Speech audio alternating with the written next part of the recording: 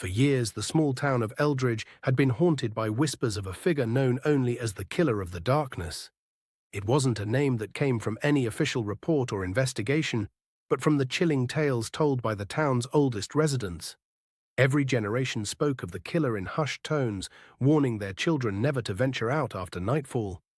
No one knew the killer's true identity, only that he struck under the cover of darkness, leaving no trace except for a cold, suffocating fear in the air. It all started again one fateful night in November when Sarah, a journalist from the city, arrived in Eldridge to investigate the mysterious deaths that had plagued the town for decades. She was skeptical, thinking the stories were just that, stories. She believed there was a rational explanation behind the deaths. But as soon as she stepped foot into the town, an unsettling presence gripped her.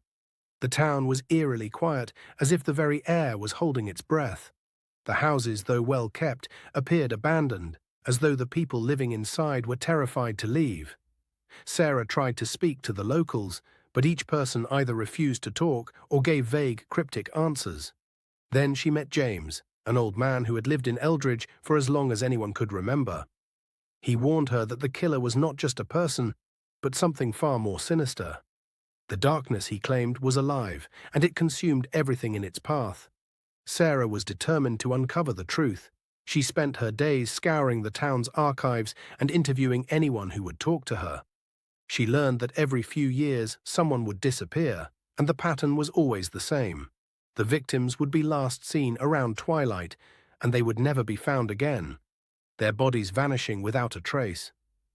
One evening, Sarah decided to venture into the woods at the edge of town where many of the disappearances had occurred. As dusk settled, she felt a chill in the air.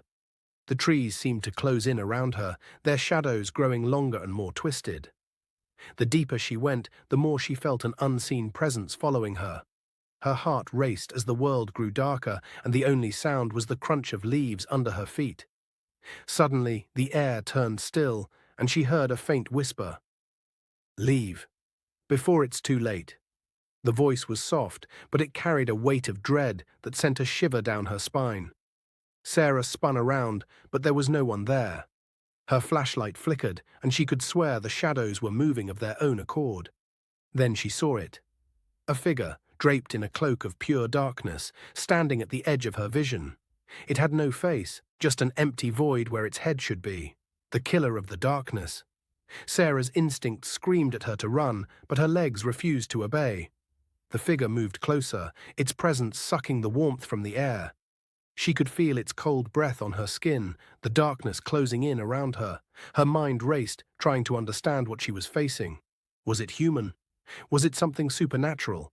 The killer reached out with skeletal hands, its fingers long and twisted like shadows made flesh.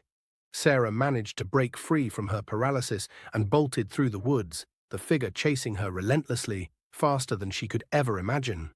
The ground seemed to shift beneath her feet, and the trees loomed overhead like dark sentinels blocking her way. Her flashlight flickered one last time and went out, leaving her in total blackness. Just as she thought she would be overtaken, a bright light appeared in the distance. She ran toward it, barely able to breathe, her legs burning from exhaustion. The light grew larger, revealing the silhouette of an old church in the clearing ahead. She stumbled inside and collapsed onto the cold stone floor, gasping for air. As Sarah gathered her bearings, she heard the door slam shut behind her. She turned, expecting to see the killer standing in the doorway, but instead there was nothing. The room was empty, but the feeling of being watched lingered. She didn't understand what had happened, but one thing was clear. The killer of the darkness wasn't just a man, and it wasn't a ghost. It was something older, something tied to the very fabric of the night itself, and it wasn't done with her yet.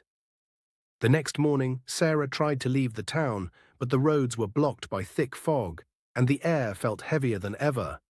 It was as if Eldridge had trapped her in its suffocating grip. The townspeople had all vanished, leaving behind only the whispers of their warnings. As she sat in her car, staring into the fog, she heard it again, the soft whisper. "You can't escape. The darkness has claimed you." The last thing Sarah remembered was the feeling of cold hands on her shoulders, pulling her into the night, just as they had done with the others before her. And so, the cycle continued. The killer of the darkness was never truly